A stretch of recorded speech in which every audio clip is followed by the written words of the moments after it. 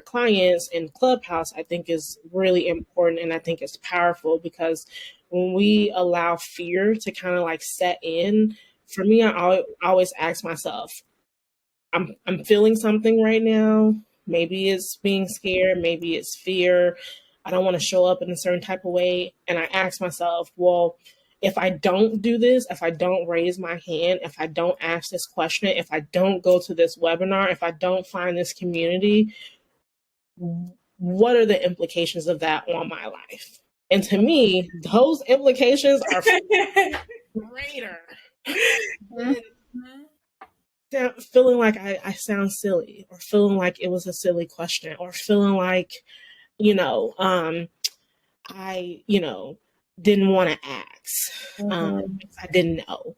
And so, I think when I think about the impact that I want to have on the world, and the impact, how I want to help my family and how I want to help my clients, that is what pushes me to be more, do more, learn more, and just show up.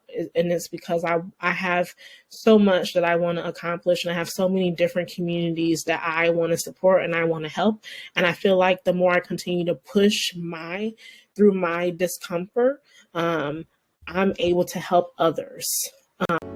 You're listening to the First Class Life Show, hosted by Lindsay Vertner, a holistic personal development show for high-achieving leaders who desire to maximize their impact while creating a life full of purpose, fulfillment, and happiness. So grab a drink, grab your notebook, and let's get started.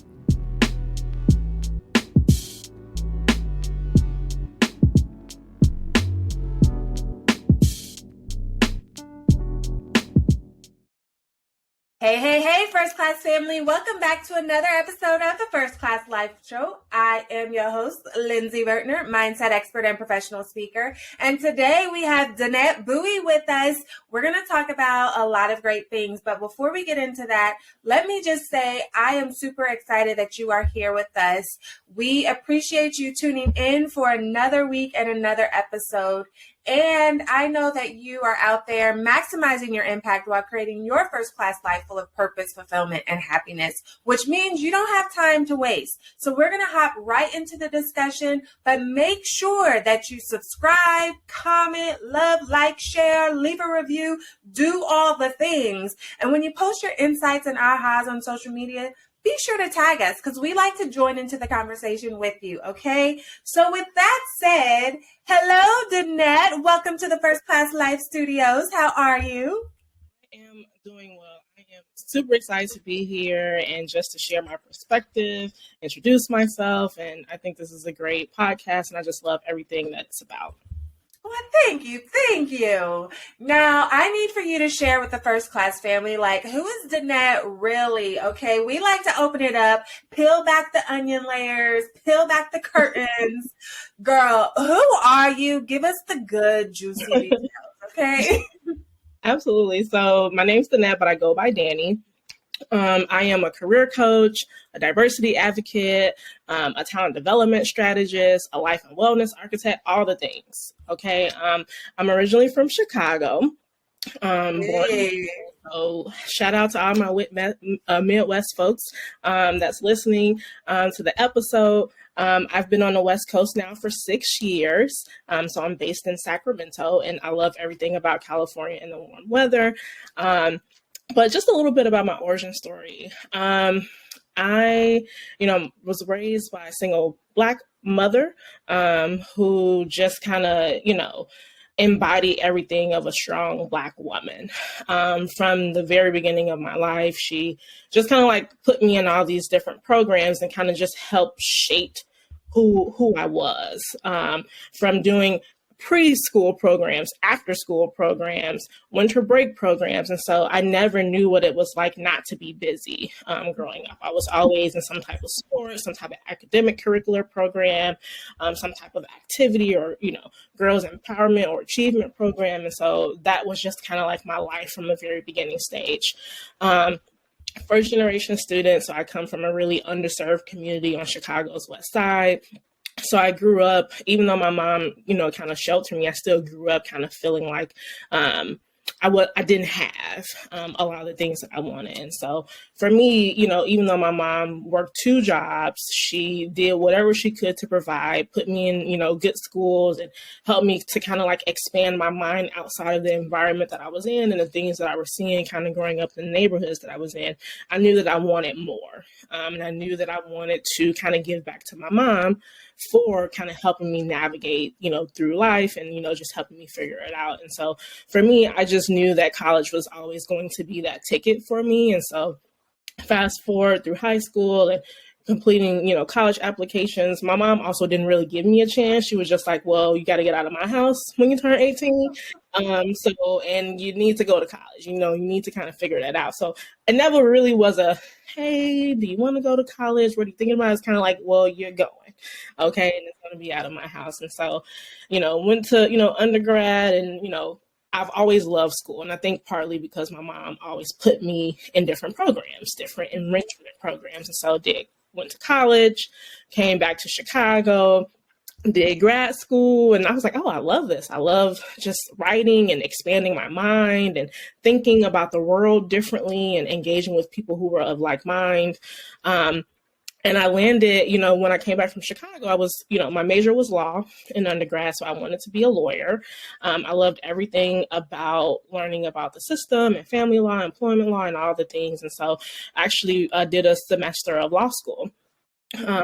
Really enjoyed kind of like the advocacy work. And so at that time, I started to think about my career trajectory in law, just kind of thinking about, is this what I want to do? At that time, it was it was very oversaturated with attorneys in the area. And so I think for me, it was like, I need to pivot and kind of figure out what I want to do, because I know I can't afford to not have a job after law school and passing the bar exam and not be able to afford to like pay back my debt for going to law school. And so at that time, I actually pivoted into education and working in community-based organizations at that time. So local nonprofits that were focused on serving underrepresented students in Chicago Southside neighborhoods. And so at that time, went on, did a master's program, did my doctorate, and kind of like thinking through how to serve underrepresented communities. And so for me, I just feel like I am an advocate. I feel like I am an overcomer. I feel like I understand what it's like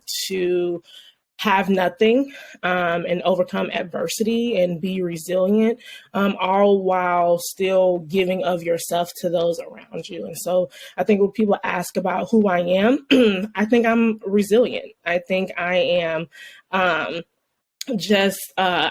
am who I am. I see the world in a very different perspective based on my own lived experience. And I am just fearless. And I think that's when people think about who Danette is or who Danny is, they know that she is fearless, that she's bold, she's outspoken, and she asks a lot of really great questions. And I like to ask questions and kind of dig into things. And so that's who I am. I'm an overcomer. Well, thank you for sharing that. And as you were explaining, what kept really standing out to me is that you mentioned you never knew what it was like not to be busy. Mm-hmm. And I could understand where your mother was coming from because, Chicago has a bad rep for mm-hmm. all of the crime and the murders and all of those things. And so I could understand being a mom and thinking, all right, well, if I keep my child busy, then she doesn't have time to get into the foolishness, right? Mm-hmm. And so that's what I suspect your mom was saying, and keeping you busy with things, but that can be detrimental as we grow into adults, as we grow into leaders and things like that. So I want to explore that for a moment, if that's all right with you. Yeah, absolutely. Did you find or notice or recognize any way that need to always be busy kind of played out in your behaviors as you grew into an adult? Oh, totally. I'm still the same. Still the same way. Literally, my partner and I, because we're really big mindfulness geeks, so we like to geek out over those things, and that literally still is my life. I have a high capacity, right? When I'm operating between my work. I work full time. I have a business. I'm a mom of a 6-month-old Black son. I work out. I have all of these different things that's going on. And every time like I accomplish something personally or for my business, it's like, all right, what's next? Ooh, like I want to do a podcast. Ooh, I want to do a course. Like I'm always looking for like that next thing. And for me, it is kind of satisfying, right? Because one, get to learn. I'm a lifelong learner. And so I think through these experiences, I've been able to open myself up to think differently and to know that, I'm just scratching the surface, right? And to know that the little bubble of Chicago that I came from, there's so much more, right, than that. Like I'm probably one of the only people that have left Chicago and like relocated and kind of moved away, right? Most of my family is really still in Chicago, right? And I'm like, it's so much more to the world than just being in Chicago. And so I'm a mover and a shaker. I like to move around. I like to be busy. I just like that feeling of what's next? What can I learn from this experience? And the things that I don't know scares me, right? I think the fear of not doing it, right, outweighs, failing or outweighs, whatever it is to come after that. So I just have to do it. I have to try it. Looking for amazing products to help boost your first-class lifestyle? Then head over to firstclasslifeshop.com, where you can treat yourself to personal development books and workbooks, lifestyle affirmation cards, adult coloring books, mugs, notebooks, hoodies, t-shirts, leggings, and more. All products were designed to help you master your mindset, walk in your purpose, and live your first-class life because you deserve it. So treat yourself today at firstclasslifeshop.com. Again, that's firstclasslifeshop.com. The fear of the unknown scares me. I noticed that you said that. And I know sometimes we can use our busyness to keep us from addressing the things that we need to address or facing that fear of the unknown or that fear of being with ourselves or being still or being silent. And so what, on the negative impact of things, have you ever noticed like your busyness being detrimental maybe to your emotional health or mental health, or maybe something you was trying to work on? Mm-hmm. Yeah, I think it could manifest in a lot of different ways. I think it could be, overwhelming. I think it could be stressful. I think that burnout, I think just continuing to go and not kind of like sit within, right? Like I think it kind of, holds those feelings, right? And I think that sometimes when you want to do what you want to do and when you're excited about it, great. But when it feels like it's a chore, when you feel you've signed yourself up for something that's maybe not as inspiring or motivating, right? And I think it really depends on like your intrinsic motivation. And I think for me, like these are the things that help me develop as a person. And I think it's just different for everyone. But I do think that it, from time to time, I kind of feel like, all right, I'm just taking on too much. I have to look at my calendar and see what I can push out or what I can, scratch off and kind of have to manage that way. But I think for me, I've been able to, I'm also like just very intentional about my self-care. So even though I take on a lot and I acknowledge that sometimes I can get overwhelmed, sometimes I can be burned out, I also, as hard as I go in the paint for like my business, my work, my family, I also go equally as hard for my self-care. So I've built around like my workout routine. I go to the nail shop. I do reading. I chant. I do these things to help ground me because I know that I can go a million miles per hour, and I can literally just be sitting there and I get an email and I'm like, oh, I have to do all these things. And so I think, yes, feelings of burnout, being overwhelmed, but I think what is important as when you go hard, I think it's important to go equally as hard for your self-care. Yeah, because I know we definitely like to prioritize self-care, self-worth, and self-discipline here in the First Class Life family. And so what tips would you share with somebody that's listening right now that does thrive on being busy and doing all of the things to really just take a moment, take a rest? And they're struggling to do that because, like you, they like being busy. They like doing all the things. So what advice would you give to them to pull it back sometimes? Not all the time, but just every now and then to reset. I would say one, writing down these things. I think for people who are high achieving, who enjoy being busy, our mind goes a million miles per hour, right? Like we could be doing one thing and still our mind is double minded and we're thinking about all the other things that will come after that. And I think what has helped me is to, one, acknowledge when I'm doing that. And then two, what has helped me is to write these things down. And for me, it's helped work to like slow my mind down. Because sometimes it also has led to me not being able to sleep because my mind is going a million miles per hour and I can't rest. And so that has helped me. I think also people who are high achieving, who run a million miles per hour, we're probably very organized and have our calendar, multiple calendars that we're managing. And so I think when you're looking at your week or your month or you're making plans for 6 months, like I think it's important to like understand like what days are you going to block out for your self-care routine, right? And if you work on like a 7-day sprint, like 2 or 3 of those days, are you going to go and do something for yourself? And so I think it's important to be intentional about how do you kind of like decompress and how do you relax. I've kind of been asking myself this in the pandemic about what brings me joy, right? And kind of like what is that healthy distraction away from all the million and one things that I know I need to do. And for me, it's listening to music, it's traveling, it's meditating, it's connecting with like-minded individuals and just kind of being a support system. Making sure that you can't pour from an empty cup. So making sure that I'm being intentional about how am I replenishing my cup. And so I think those are probably the things that I would recommend that people be just intentional about for themselves. Yeah, because self-care is so important and we don't realize how it's connected to everything that we do, both personally and professionally. And like we have to be intentional about prioritizing self-care. So when you mentioned I go just as hard for my self-care as I do for my busyness, I was like, yes, today, yeah.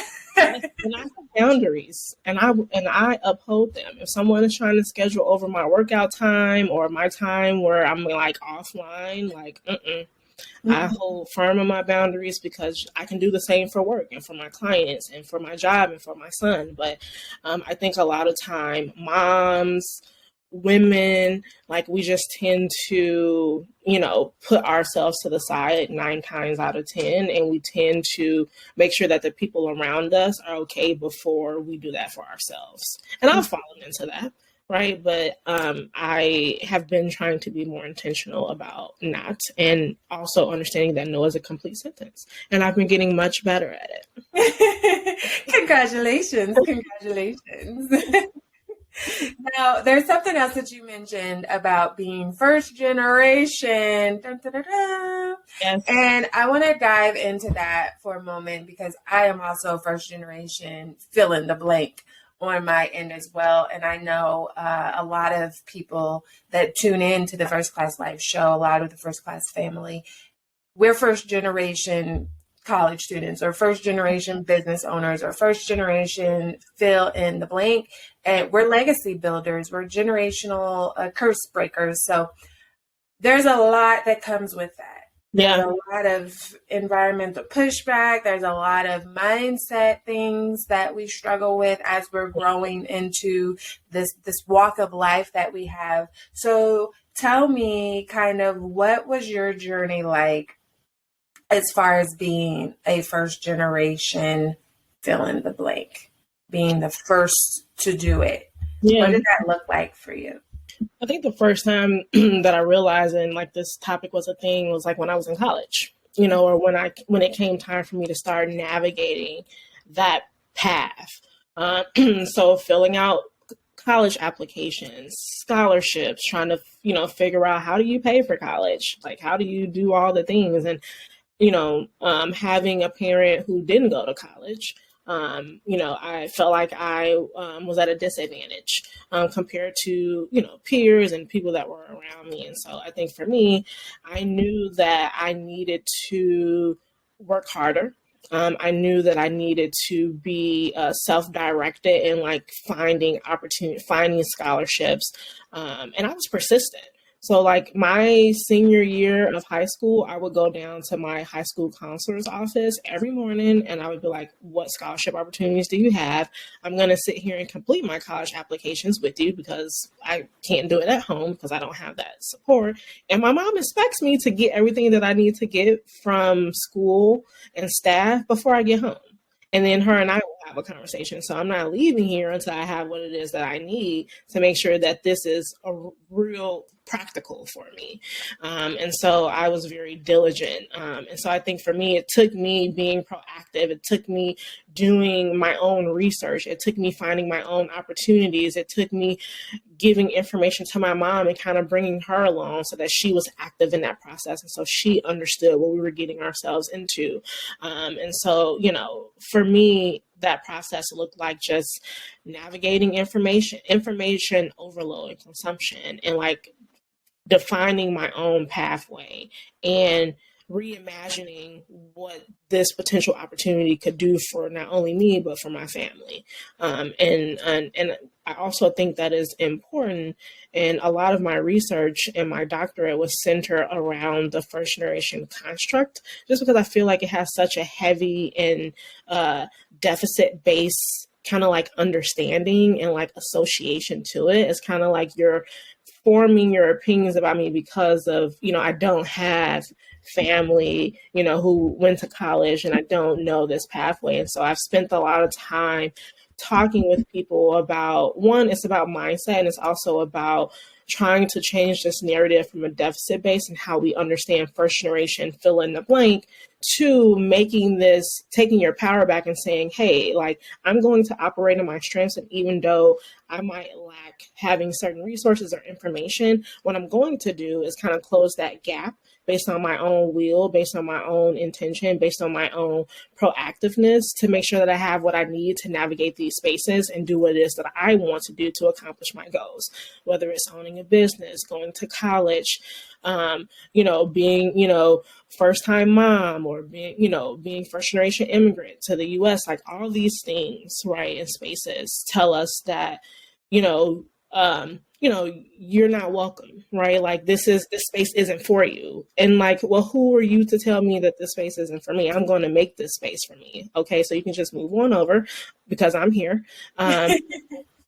I'm not turning away. And for me, you know, people say that,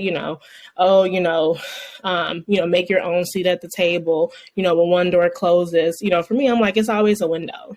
So if the door closes on you, find the window that you can get into and never accept no, right? Mm-hmm. Like if somebody is telling you no, like, all right, well, how else can I make this opportunity happen for me? Who else do I need to talk to? And so for me, I've just spent my entire life figuring things out, asking questions, talking to people. And I've heard a lot of no's. I've heard a lot of door slams in my face. And I think for me, being first generation represents a certain level of strength that you have to overcome the deficit-based identity that's associated with being first generation. There's a certain level of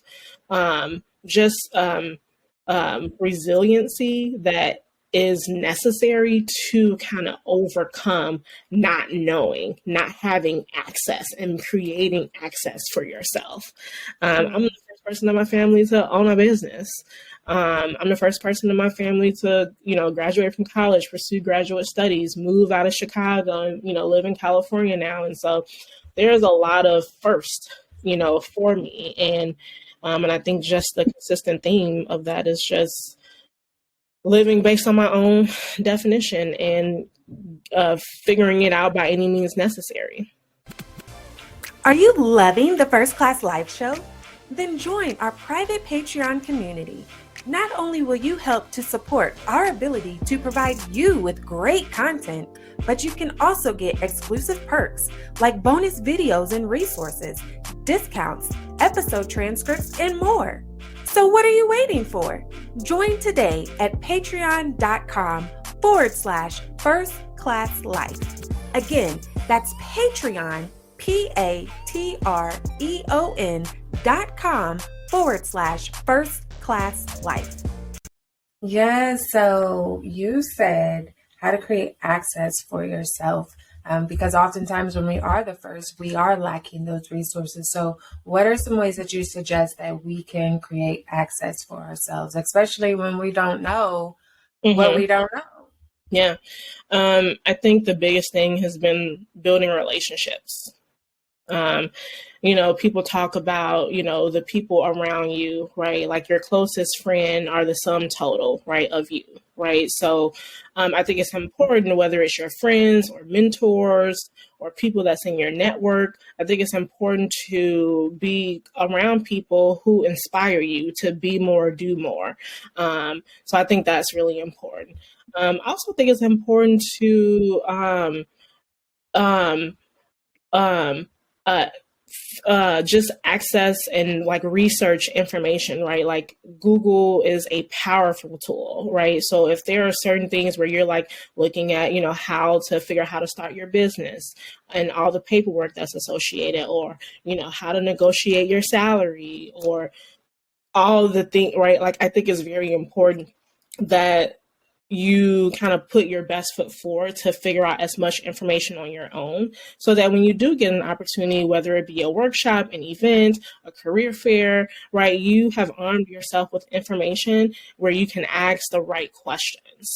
And I don't think I think when you don't ask the questions, I'm from the mindset of there's no such thing as a stupid question. And probably, if you don't ask the question, people probably are going to be afraid to ask the question. So somebody has to ask the question. And I was always that person where I'm going to ask the question, because the fear of not asking the question, the fear of not figuring out it, the odds were too great for me. I know that I had to figure out college. I knew that I had to figure out my business. And so I think for me, it's important to just arm yourself with as much information as possible, and don't be afraid to ask questions. And when you feel like somebody isn't giving you all the information, or I feel like it's important to kind of, diversify the way that you're getting the information, whether it be the internet, whether it be webinars, workshops. I also am super active on LinkedIn. Depending on like what topics I'm interested in, I take different like LinkedIn learning workshops, like if I want to learn about certain areas. And so I think it's important to invest back in yourself. And that's why I love what you're doing with this podcast in terms of personal development. I never stopped learning as part of my process. If I wanted to be a career coach, I wanted to kind of have that coaching skill set, not just for people in career, but people who, being a diversity consultant, just being a coach in general. And so I researched different coaching programs to kind of help give me that skill set and being able to ask powerful questions and show up for people in the best way. So I think it's important to just understand what it is that you want to do and research that information. So I would say that's another way of, kind of navigating the whole unknown, first generation. How do you kind of level the playing field for yourself? How do you, when the door is shut for you, how do you figure out which window to go in? So I think that's been pivotal for me. So I noticed that you mentioned first building relationships and then asking questions. And I can think of two things with that, especially with the asking questions part, because obviously when we are leaders, sometimes for a lot of us, not all of us, but we can struggle to ask for help. For whatever reason. Maybe it's the fear of rejection, fear of failure, the fear of feeling like you'll be viewed as stupid. And so what is your top tip for getting out of that space? I know it's kind of different for you because you've always, been the question asker, but for that person that struggles to ask for help for whatever reason, maybe they're worried that people will view them differently or whatever it is. What would you say? Like, how can we move from I don't want to ask any questions, I don't want to ask for help, to, all right, I'm going to be comfortable enough to know that I need to ask for help, whether that's help learning how to run my business or help learning how to apply for this job or whatever it is, but I need to ask for help. A few different things. I think it's important for people to identify where their safe space is. Is it writing? Is it your mom or a parent? Is it a friend or a partner? I feel like when you kind of, figure out what your safe space is, I think those spaces aren't as daunting as, kind of like asking a stranger who you don't know, like, can you like look at my resume or can you like refer me for this job, right?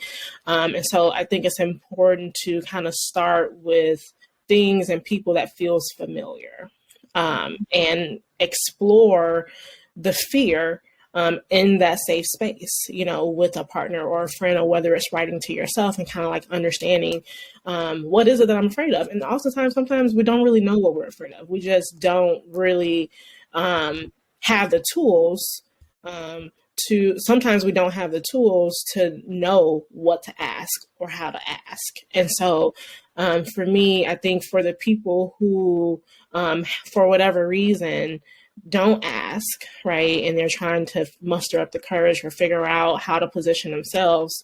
I think you kind of got to start internal first, and find that safe space, and then go from there. I will always kind of, bounce ideas off of my mom. And even though we're from different generations, we have different school of thoughts and we have different lived experience.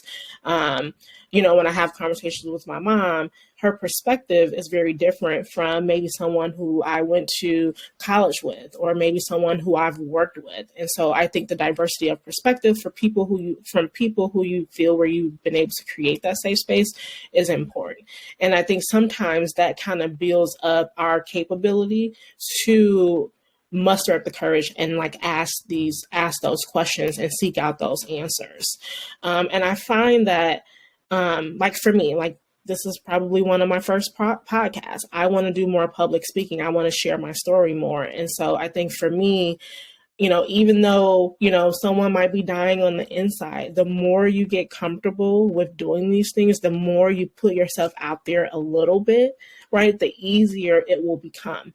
And I feel like you will be able to figure out if it's something that you're okay with, if it's something that you'll just with a little bit of practice, you'll be able to overcome those things. And so the more you start kind of like raising your hand and, asking those questions or signing up for webinars, and even if you don't attend live, maybe you put your Q&A in the chat box because maybe you don't want to kind of, ask a live question, or maybe you email the person afterwards. I still think there are different ways that you can explore, without giving up so much of yourself and putting yourself in a, uncomfortable position. There are other ways where you can get the information. And it doesn't have to be always live. It can be an email. It can be a DM on social media. And if you are comfortable, maybe it can be like an in-person handshake and a conversation. So I feel like the result that you get when you put yourself out there and when you continue to practice at things that make you uncomfortable and leaning into the discomfort is really where you grow, really where you start to overcome and kind of, bring down that wall of failure, the fear of failure, or whatever it is that you feel like might be holding you back from your next level. Yeah, that's really good. Like it reminded me of a client that I had that, preferred being in the background, never wanted to be in the forefront or take the lead on anything. And so I remember her saying every time, like after working with her for a while and her confidence and things like that, every time that she feels like, oh no, I'm not going to raise my hand. Like say, for example, on Clubhouse. And for those that don't know what Clubhouse is an audio app where people could, give lectures, they could just talk, they could literally do whatever they want. And so oftentimes people would host rooms on Clubhouse where, they're talking about things and people tuning in could raise their hand, their virtual hand, and ask a question or engage in a conversation. So we'll use Clubhouse as an example where she, said every time I felt the urge to not raise my hand, she knew that meant that she needed to raise her hand, and she would just push the button before she talked herself out of it. And now she can raise her hand with ease whenever she has a question or has a thought that she wants to add to, the conversation, and just building that confidence. Like it took some work. It took some intention. But as she did it more and more, it became easier and a lot more natural. So I'm glad that you mentioned that. One other thing that I wanted to ask you, following all of the things that you said, is that you mentioned, ask the people around you for help, ask their advice, how you bounce your ideas off your mom. And your mom was very, very supportive. However, I know that there are some people that are tuned in right now and they're hearing this and they're like, but I didn't have that. I didn't have the support, not from my mom, not from my dad, not from any of my caregivers.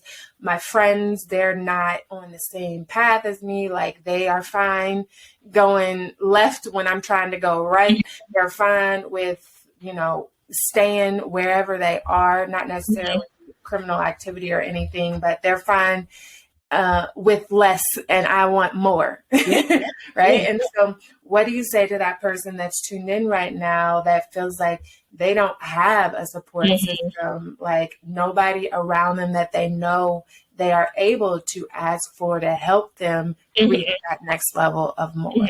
Yeah. I think it's a great question. And I know people who are kind of like in that position where they're like, you know what, I just need different. And what's happening around me right now is just not what I see for my life. And I don't have people around me where I can talk to. And so I think for me also, my mom was a really big support system, but my mom had limitations, right? There was just things that she didn't know about. And so what has helped me is finding social communities, depending on your interests, depending on, what you want for your life. And so I'll give an example.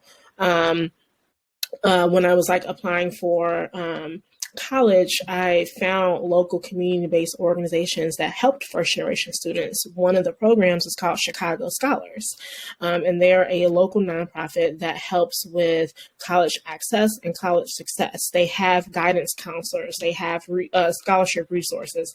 And so I think for me, it's about understanding what goal or outcome it is that you're seeking, whether it's, pivoting careers or building up your confidence or finding a mentor, negotiating your salary. I think there are so many different communities and online groups that exist. So when you think about Meetup, right, there's probably a different Meetup or topic group for everything, right? And so on LinkedIn, there are different private groups, Facebook, right? When I became a mom, I joined all of these different communities for expecting mothers and for Black moms. And so I think for me, even though you might not have the people around you or those safe spaces around you, what I've done is seek those communities outside of friends and relatives around me. And so there are so many different examples. For me, even when I moved to California, when I relocated to Sacramento specifically, I didn't know anyone out here, other than my partner. And so I went online and started, Googling Black women in Sacramento. And, I actually came across Black Girl Social Club, which is a national organization, and they have local chapters everywhere.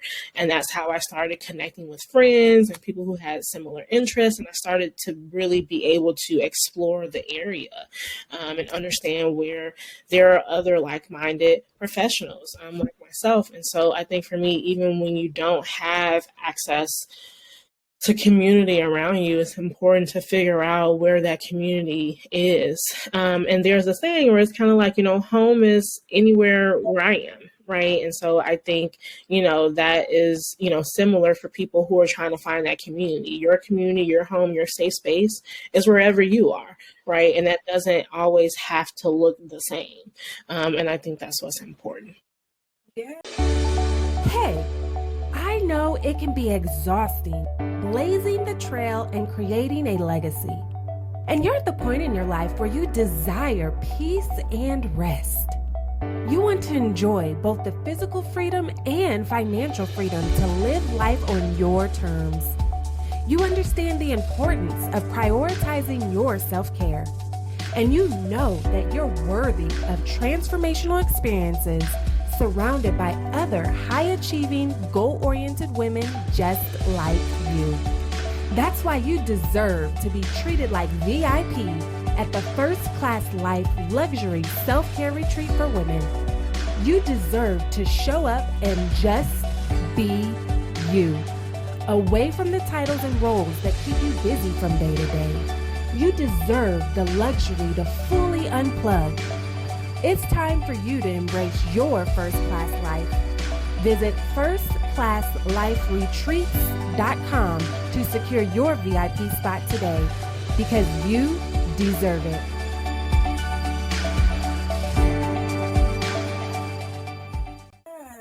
Finding your community, really building those relationships that way.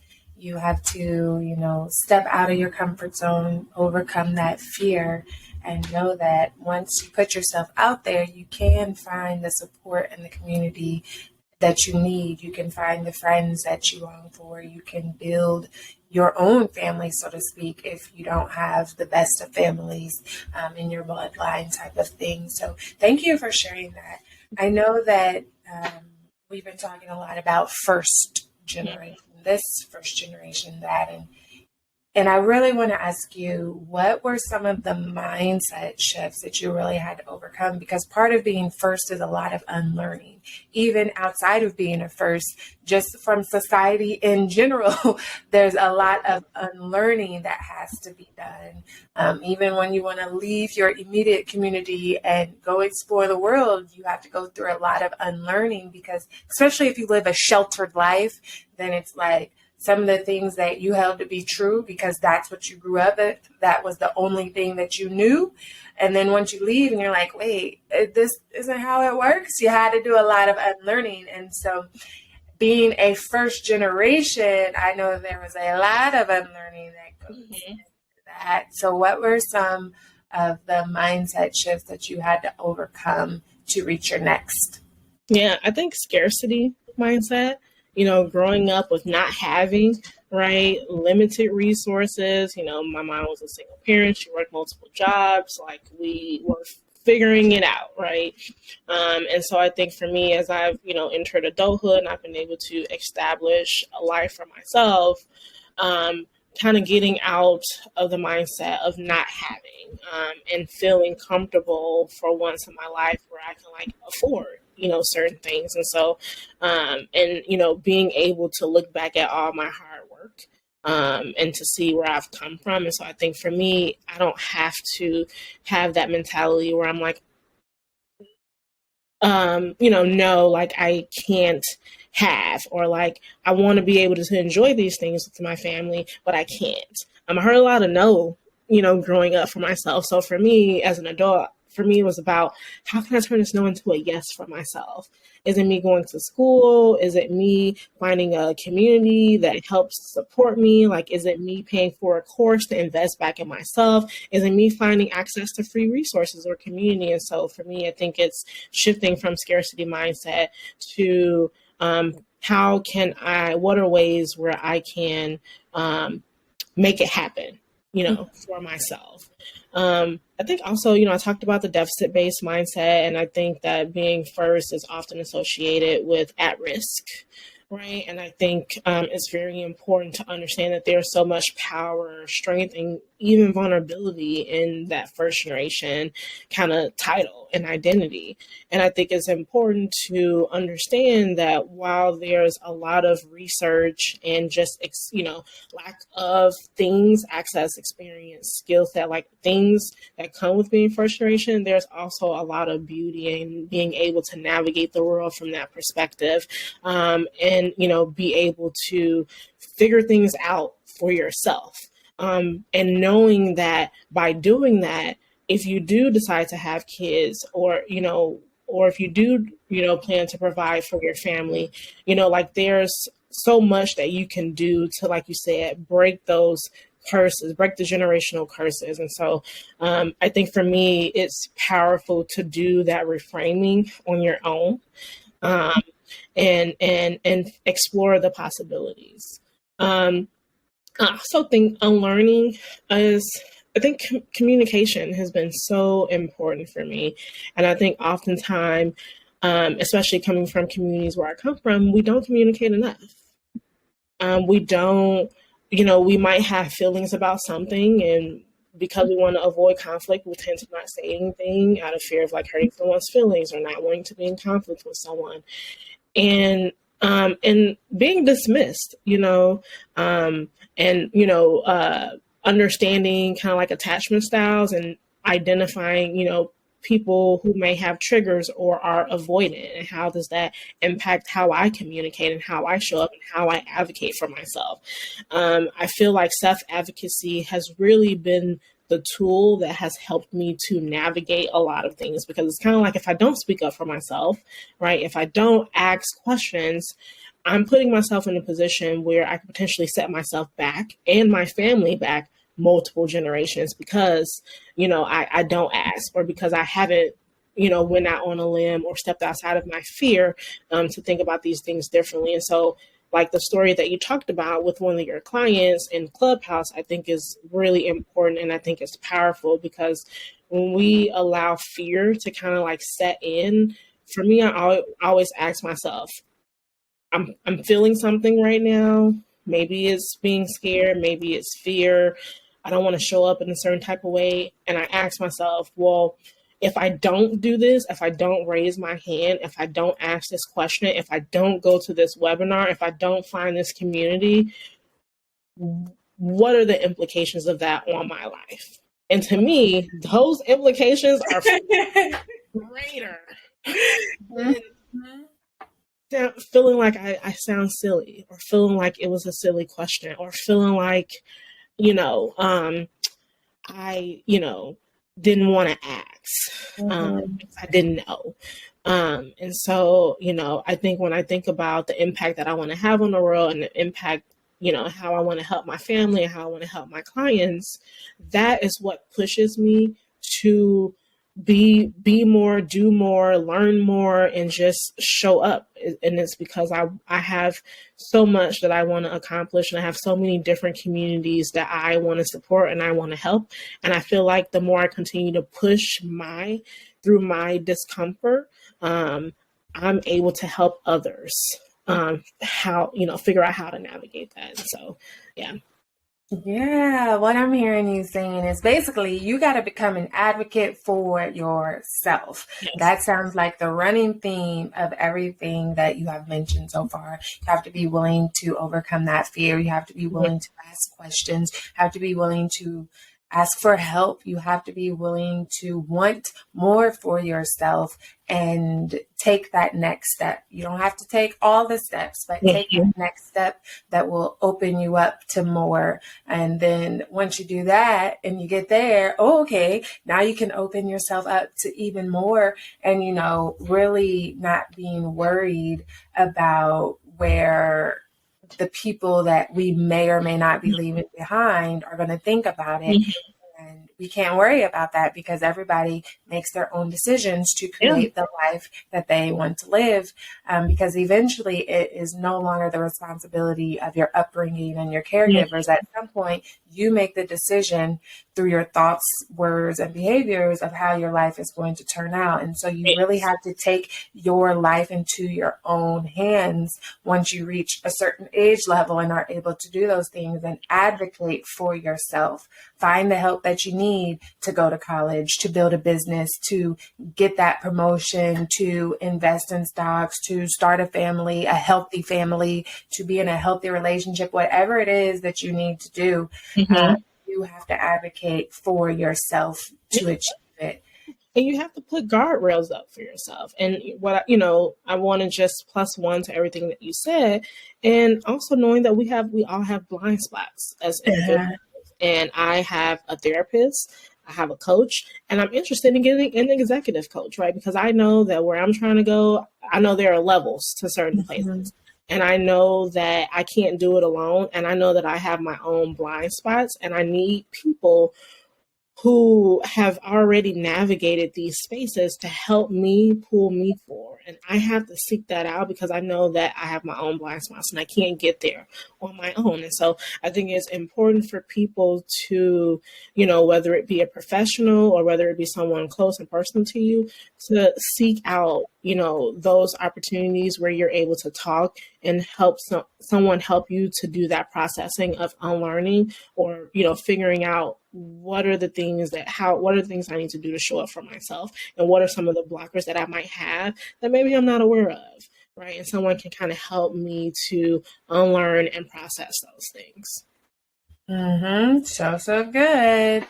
I think that we should take a pause and play a little game. Are you up for it? I'm up for it. It's called First Class Favorite Things. Okay. So it's really easy. All you have to do is fill in the blank. I'm going to ask you what's your favorite, and you fill in the blank. Easy as that. But you have to answer in 10 seconds or less. That's the catch. Okay? That's always a catch. You don't have time to think through answers and what will such thing if I say this or yes, we have a consequence. So, and you have to think of what the consequence is for all of us, not just yourself, for the entire first class family that's tuned in right now. I love it. I love it. So, what is that consequence going to be if you miss the buzzer? Oh, It can be anything, literally anything. That's a good question. What will the consequence be if I don't answer the question? I have no clue. But I'm enjoying this pressure because now I'm like, I need to figure out this. Here's a few examples of consequences from the past. Maybe you got to do 20 push-ups. Maybe you got to compliment somebody that you don't like, and you have to make it a genuine compliment, which means you have to spend a little focus and figure out, okay, how can I genuinely compliment this person even though I hate their guts? Maybe you got to take a shot of tequila. And for those that don't drink alcohol, a shot of herbal tea or something. So there's like a whole range of things. Another time someone said you got to journal for 10 minutes. Got to go for a walk for 30 minutes. Every time they missed the buzzer, 15 minutes was added. So like, okay. I think I'm going to go with the journaling. Okay. I haven't done that all year, and I know we're in February, but that's a while. So I think I'm going to go with the journaling. I think it'll be good. You got to sit with your thoughts and journal. Get it. Okay, well, let's see what happens. We'll start with what's your favorite food specifically? Go. Tacos, steak tacos. Okay, with 8 seconds to spare. All right. I'm putting the pressure on myself. I'm like, look, all right. What's your favorite movie? Go. What's love got to do with it? I love me some Tina Turner and Angela Bassett. She played that role. And I love movies that I can sing along to. And so I love everything about that movie. And you had 9 seconds to spare that time. Okay. What's your favorite candy? Go. Twix. Come on with the quickness. Ooh, how about this? What's your favorite book, title, and author? Go. Shoot. So many good ones. Becoming Michelle Obama. Okay. You still got it. Becoming Michelle Obama. I got it on the bookshelf right Yes. Okay. Where's your favorite place to travel specifically? Go. Bora Bora. Bora Bora. I have not been there yet. It's beautiful. I bet. But I did hear recently that it's boring. Like if you want to go and do absolutely nothing, that's the place to go. And I was like, yes, I like to relax and chill, but I also like to do things while I'm chilling. It's definitely not the place where you're like, it's not a Cancun or Jamaica. It's definitely like, and that was exactly what I went there for. I went there for reflection. I like the beach. I like to be in calm environments and just stress-free and with great, beautiful views and nice looking water. And that did it for me. But yeah, if you're like looking for, but I mean, they have like luau shows and different excursions, and there's definitely a lot to do, but it depends on your choice of entertainment. And knowing that place might have limitations depending on your choice of entertainment. Got it. What's your favorite activity to do to relax? Go. Massage. Okay. That's my type of relaxing. All right. Matter of fact, I'm overdue for a massage. Let me pull my planner up after we're done here. Okay. What's your favorite song, title, and artist? Go. Anything Beyonce. Oh, gotta pick a song. Single Ladies. I beat it. I beat it. It was going on before you said Single Ladies. Journaling for 10 minutes, but I just picked one of her songs, but I definitely have so many other songs that are favorites. I just can't think about them in 10 seconds. It's too many. Single Ladies by Beyonce. Okay. Now everybody has to journal for at least 15 minutes today. Okay. Oh, so you went to 15 minutes? Hmm? You went from 10 to 15 minutes. Oh, well, yes. You see what she's doing? 15 minutes. That's what happens when you don't write stuff down in my life, okay? 15 minutes. That's what we got here. Okay, one more. What is your favorite like catchphrase or saying? Go.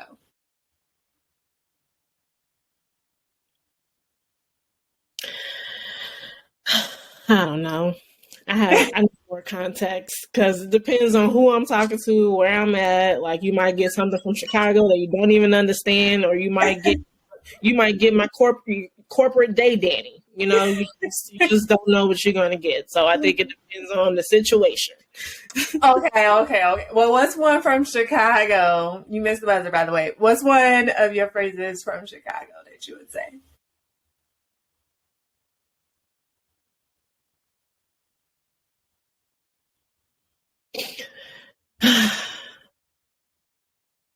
I don't know. I don't know. It just depends. And you know what? And it's so funny because sometimes it just comes out. I could be talking to my partner. He's from New York. So we have this New York versus Chicago thing. And he's like, what did you just say? And I'm like, oh, you don't know what that is? I feel like it just depends on what I'm talking about, what's going on. But I can't just like think of it right now. But yeah. It's okay. We're going to let you slide. And you missed 2 buzzers. So now it's 20 minutes of journaling. Yeah. Yes. So it worked out because if you missed 2 buzzers, and if I originally said 10 for this one, 10 for that one, that makes 20 minutes. So there we go. Everybody's got a journal for 20 minutes. Reflect on your thoughts. Reflect on yourself. Yes. And you better set a timer, okay? Don't be trying to quit after 2 minutes. Yes. But thank you for playing our First Class Favorite Things game because you are now a part of our uniquely curated list of First Class Favorite Things. You know, Oprah has her favorite things. We have ours. And First Class Family, if you want access to that list, our favorite reading list, our song playlist, where we like to travel, and our favorite things to do to relax because we prioritize self-care in our life, make sure you join our private Patreon community where you will get access to our First Class Favorite Things list, bonus videos from our phenomenal guests, and so much more. All right. So meanwhile, let's get back into this conversation. If you're new to the show, then First Class Life is actually an acronym that stands for all of the different characteristics and skills that you want to embody into your lifestyle. You hear that? Embody into your lifestyle to be able to create a first class life full of purpose, fulfillment, and happiness. And if you want to find out what that acronym stands for, you can do one of 2 things. You can either, 1, go back and listen to the very first episode of the First Class Life show where I break them down in detail, or 2, you can head to firstclasslifeshop.com and buy the book, First Class Life, 10 Key Factors to Creating a Life Full of Purpose, Fulfillment, and Happiness. Meanwhile, Miss Danny, which key factor of first class life do you resonate with the most? It has to be self-worth. Mm-hmm. It has to be. That has been my life. And I think the one thing that resonates with me the most is my value is non-negotiable. And understanding that I read a book called Women Don't Ask. And it was at the time in my career where I was looking to make a career transition. And I think I think the thought of asking for more money scared me. And after I read that book, I realized, no, no, no, no, no, no, no. You always ask, even if there's a defined salary, even if there's something communicated to you, you have to, there's an art and a science to that. And I think what's always stood out for me is asking. And knowing my value and what I bring, not only to work, my business, but to people around me, and knowing my own worth and my value, I think is really important. So that resonates with me deeply because it's how I interact, it's how I show up in the world. I love it. I love it. And speaking of career, tell us, how do you impact the world as a leader today? Yeah. I work with career transitioners. I work with culture makers, change makers. And I think for me, it's about helping the next generation or helping people who want to be able to pivot, don't know where to start, helping companies figure out what their external voice is as it relates to diversity, inclusion, and belonging. And so I think for me, it's ultimately about helping people. Like, that's my brand. That's what I do. And so yeah, it's about working with career changers, working with culture makers, working with change agents is important. And I think that's what helps me refill my cup. Nice. And where can everyone meet you and reach out to you on these internet streets? Yes. So everyone can reach me at www.thrivelimitlessly.com. You can also find me on Instagram and Facebook at Thrive Limitlessly LLC. And I'm also on LinkedIn too. And so I'd love for people to follow me, engage with me. And if you have questions, I am always available. And so, yeah, I'm just excited. See, look at that, full circle. She says she's available to answer your questions. And if you get too deep in there, you know, you are going to have to pay her. Okay. Pay her to speak. You got to go back to the self first, seriously, the point. But yes. Because listen, you can only get so far on free 99. You can only get so far on YouTube University and Google University. And so you have to be willing to invest in yourself. And I get it, because I'm also first generation everything. We don't necessarily always have the funds to invest in ourselves. As you grow, as you open yourself up to more, you should also be attracting those opportunities and figuring out what's important to you so that you can start investing at the level that you're at. And I know that doesn't apply to everybody. Not everybody, has financial restraints. But for those that do, you got to learn to invest in yourself. Start with the free, start where you're at. And then as you grow, invest where you're at. And for those that are not financially restrained, you can still have some money issues, because I've seen it lots of times where you feel like, oh, I don't need to pay for that. Look, Heifer, I'm sorry. I'm sorry for calling you out your name. Yes, you do. Okay. Invest in people's talents and people's skills and people's knowledge, because they can help you 10x where you are, get you to your destination a lot faster, because it takes a village not only to raise a child, but to raise an adult too. Okay. Whoever said that turns off when you turn 18 was a whole lie. It takes a village for a lifetime. Okay. And we need support. We need community. And don't forget to pay it forward. Like, as you continue to rise and elevate and learn these things, like, reach back. Each one teach one. Okay. Yes. Okay. Each one teach one. Thank you, Danny, for spending time here with us. And thank you, First Class family, for spending the last hour here with us, because we know that your time is valuable. So we truly, truly appreciate you tuning in to hear us share on different ways that you can go out there and maximize your impact while creating your first class life full of purpose, fulfillment, and happiness. And don't forget to subscribe, comment, like, share, do all of the things. Give us some of that internet currency, okay? We truly appreciate you, and tune in next week as we have a new episode of the First Class Life Show. Until next time, bye. Unfortunately, all good things must come to an end. But please be sure to subscribe to the First Class Life Show. And don't forget to rate, leave a review, and join our private community so that we can continue to provide you with great personal development conversations to help you maximize your impact while creating a life full of purpose, fulfillment, and happiness.